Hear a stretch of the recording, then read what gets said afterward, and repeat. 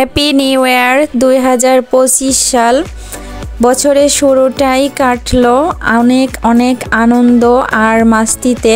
সারা বছরটা যেন এইভাবেই কাটে, শুধু আমার না, সবারই যেন অনেক আনন্দে এবং খুব ভালোভাবেই যেন কাটে। হ্যালো এভরিওয়ান, আসসালামু আলাইকুম, welcome back to my new another blog. কেমন আছেন সবাই? আই হোপ সবাই অনেক বেশি ভালো আছেন, সুস্থ আছেন। আমরাও আলহামদুলিল্লাহ ভালো আছি। গতকাল 31st নাইটে অনেক অনেক আনন্দ কিন্তু করেছি। সব থেকে বেশি আনন্দ কিন্তু ঢাকা শহরেই হয়ে থাকে। গ্রাম অঞ্চলগুলোতে কিন্তু এতটা পরিমাণ হয় না, ঢাকাতে কিন্তু অনেকটা জমজমাট হয়। তো গতকাল রাত্রেও কিন্তু অনেকটা জমজমাট হয়েছে। অবশ্য সারা রাস্তায় পুলিশ ছিল, পাহারা ছিল, তারপরেও সবাই অনেক আনন্দ মাস্তি করেছে, বেশ ভালো লেগেছে। আর আমার তো অনেক ভালো কেটেছে। কার কেমন কাটলো অবশ্যই কিন্তু জানাবেন। তো যেহেতু বছরের প্রথম দিন আসছে, একটু ঘরে ভালো মন্দ তো রান্নাই করতে হয়। তো এই জন্য এই যে এখানে আমি মাংস ভিজিয়ে রেখেছিলাম, মাংসটা সুন্দর করে পরিষ্কার করে নিয়েছি। এখানে গরুর গোশত, তো গরুর কিন্তু মগজের যে মাংসটা ওইটাই আর কি। তো এখন আমি এই যে প্রেসার কুকারে রান্নাটা করে নিচ্ছি। বিয়ের আগের 31st নাইট আর বিয়ের পরের 31st নাইট কিন্তু আকাশ পাতাল ডিফারেন্স থাকে। বিশেষ করে আমার ক্ষেত্রেই আমি বলি, আমি যখন পড়াশোনা করতাম, হোস্টেলে থাকতাম, তখন কিন্তু একটা অন্যরকম আনন্দ আসতো এই স্পেশাল দিনগুলা, যেমন 16ই ডিসেম্বর, তারপর এই যে 31st নাইট, তারপর আসতো পহেলা বৈশাখ। পহেলা বৈশাখে কিন্তু অনেক জমজমাট আনন্দ হতো আমাদের কলেজে। তো আমরা তো হোস্টেলে অনেক মেয়ে একসাথে থাকতাম, প্রায় 300-400 এরকম মেয়ে থাকতাম। তো সবাই মিলে কিন্তু এই স্পেশাল দিনগুলোতে আমাদের অনেক ভালো মন্দ রান্না হতো হোস্টেলে আর কি। ওই দিন অনেক ভালো মন্দ রান্না করতাম। তারপর ছাদের উপরে আমরা সাউন্ড বক্স এনে কি যে অনুষ্ঠান করেছি, কেক কাটতাম, মোমবাতি জ্বালানো, সবাই রং মাখতাম। আর নাচের কথা কি বলবো, সবাই মানে নাচ করতো। যাই হোক, ওই দিনগুলোর কথা মনে উঠলে মানে খুবই মনে পড়ে মাঝে মধ্যে, যে স্টুডেন্ট লাইফ আসলে অনেক আনন্দে কেটেছে আমাদের। তারপরে আমরা তো এক রুমে 5 জন করে থাকতাম, অনেক ভালোবাসা ছিল। আবার মাঝে মধ্যে কিন্তু মনোমালিন্যও হতো, এক জায়গা থাকলে আর কি, যাই হয়। তো অনেক আনন্দ কিন্তু করে এসেছি। ফেলে আসা দিনগুলোর কথাই কিন্তু খুব মনে পড়ে মাঝে মধ্যে, যে কতটা না আনন্দ করেছি। আর এই যে এখন তো বিয়ের পরে সংসার হয়ে গেছে, সংসারে যতটুকু পারি মানে নিজেকে একটু আনন্দে রাখা বা ভালো রাখা, নিজের একটু যত্ন নেয়া, এগুলা তো করাই লাগে। তারপরেও না, জীবনে আনন্দটার প্রয়োজন আছে। আপনার জীবনে যদি কষ্টও থাকে, সবসময় কষ্টের মধ্যে মন খারাপ করে বা মন ভারী করে বসে থাকলে কিন্তু হয় না। এতে কিন্তু বিভিন্ন সমস্যা বা রোগ ব্যাধি কিন্তু আপনাকে সহজে মানে আঁকড়ে পিষ্টে ধরবে। তো আপনি যদি একটু আনন্দের মধ্যে থাকার চেষ্টা করেন, তাহলে কিন্তু আপনার শরীরটাও সবসময় সুস্থ থাকবে। আর বিনোদনের কিন্তু প্রয়োজন আছে, বিনোদন ছাড়া কিন্তু কোনো মানুষ ভালোভাবে বাঁচতেও পারে না। এজন্য বিনোদনের কিন্তু একটু অবশ্যই দরকার আছে। তো এখন এই যে আমি সকালবেলাতে নাস্তাটা করে নিচ্ছি। এখানে আমি এই যে গোলা রুটি মতো করে বানিয়ে নিয়েছি। রুটি বানানোর ঝামেলা থেকে আর কি বাঁচার জন্য এরকম করে বানিয়ে নিই। একজন মানুষের জন্য আর কি করব, একজন মানুষের জন্য এইভাবেই করে থাকি, যেহেতু সানার বাবা খেয়ে যায় না এজন্য। আর এখানে 1 পিস মাংস নিয়েছি, 1 পিস আলু নিয়েছি, আর সাথে ভাজি নিয়েছি। আমি এখন খেয়ে নিচ্ছি, খেয়ে তারপর মেয়েকে খাওয়াই দিব, কারণ আমার মেয়ের খেতে কিন্তু অনেক লেট হয়। ও আস্তে ধীরে প্রায় 2 ঘন্টা ধরে খায়। যাই হোক, মায়েদের কিন্তু এই একটাই প্যারা থাকে, যে বাচ্চাদের এই যে অনেক সময় ধরে খাওয়ানোর ধৈর্যটা, আসলে এই ধৈর্যের কথাই কি বলবো। মায়েদের আসলে যখন একটা সন্তান গর্ভে ধারণ করে, তখন তো 10 মাস অনেক কষ্ট করে, আবার সন্তান হওয়ার পরেও কিন্তু মানুষ করা, সন্তানের টেক কেয়ার করা, একটা মাকেই কিন্তু সব কিছু সহ্য করতে হয়। ভিডিওর এই পর্যায়ে এখনও যারা যারা লাইক দেননি প্লিজ একটা লাইক দিয়ে আমার ভিডিও কন্টিনিউ করুন। আর আপনি যদি নতুন হয়ে থাকেন তাহলে প্লিজ আমার চ্যানেলটি সাবস্ক্রাইব করে দিবেন। আর অলরেডি যারা সাবস্ক্রাইব করেছেন তাদেরকে অসংখ্য অসংখ্য ধন্যবাদ জানাই।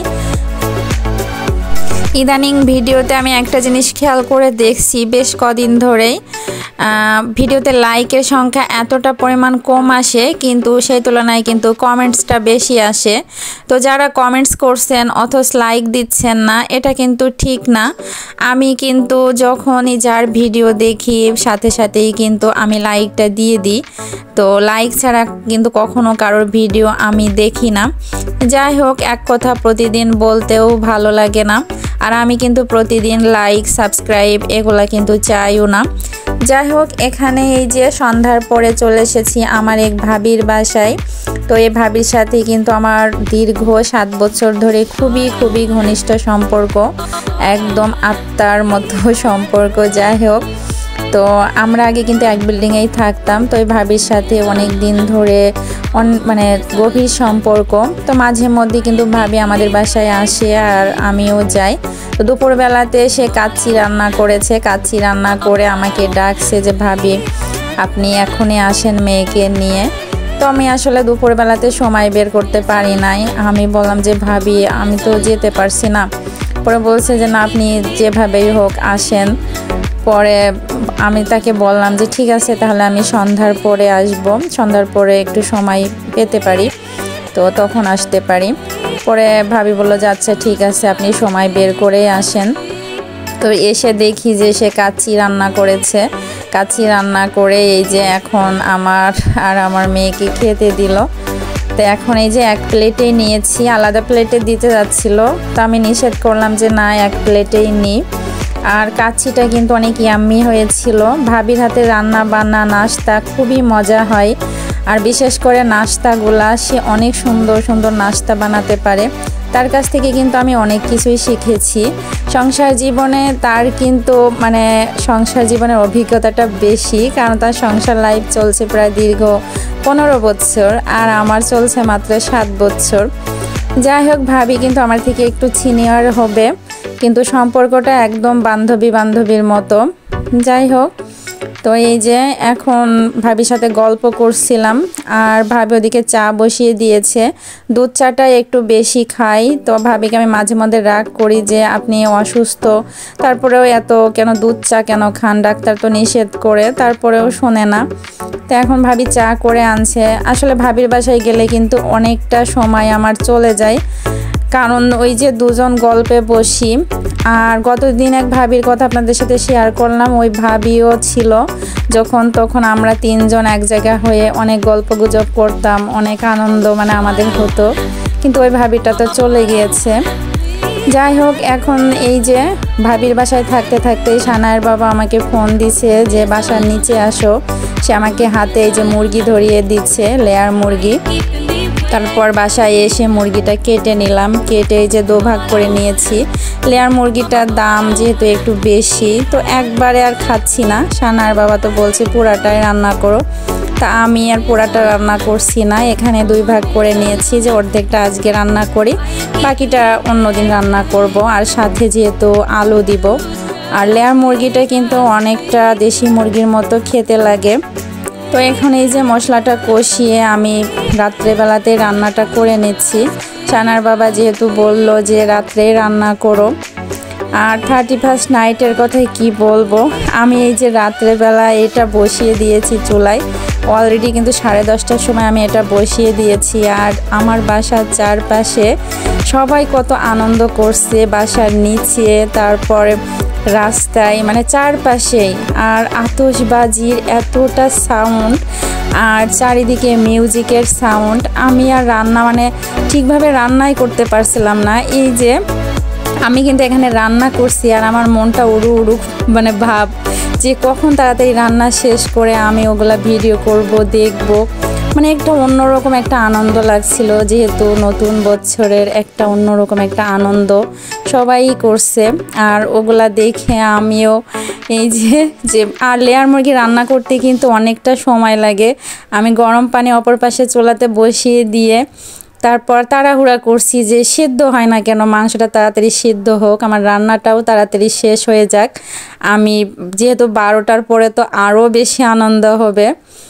তো এই যে রান্না করছিলাম আর বাহিরের দিকে জানালা দিয়ে বারবার তাকিয়ে তাকিয়ে দেখছিলাম বাহিরের প্রকৃতি, সবাই কেমন আনন্দ করছিল। তারপর এই যে অবশেষে আমার মাংস যখন রান্না হয়ে গেল, আমার 12টার আগেই কিন্তু মাংস রান্নাটা হয়ে যায়। তারপর আমি নিরিবিলি জানালার পাশে মেয়েকে নিয়ে এই যে ভিডিও করছিলাম আর বাহিরের দৃশ্যগুলা দেখলাম। আর চারিদিকে যে এতটা সাউন্ড, আর সাউন্ডে যাই হোক বেশ ভালো লাগছিল। আর আমার মেয়েটা কিন্তু ভয় পাচ্ছিল, তো মেয়েকে একটু দূরে রাখার চেষ্টা করছিলাম। যাই হোক অবশেষে এই যে আমার মাংস রান্নাটা কিন্তু প্রায় শেষের দিকে। 2025 সালে শুরু থেকে শেষ পর্যন্ত পুরাটা বছর যেন সবার অনেক ভালো কাটে, আনন্দে কাটে, সবাই যেন ভালোভাবে দিন পালন করতে পারে, মানে সবার জন্য ভালোভাবে দিন পার হয়, এটাই দোয়া করি সবার জন্য। তো সবাই আমাদের জন্য অবশ্যই দোয়া করবেন। নেক্সট ভিডিও নিয়ে চলে আসব, নেক্সট ভিডিও দেখার আমন্ত্রণ রইল। ততক্ষণ পর্যন্ত সবাই ভালো থাকবেন, সুস্থ থাকবেন। আল্লাহ হাফেজ, আসসালামু আলাইকুম।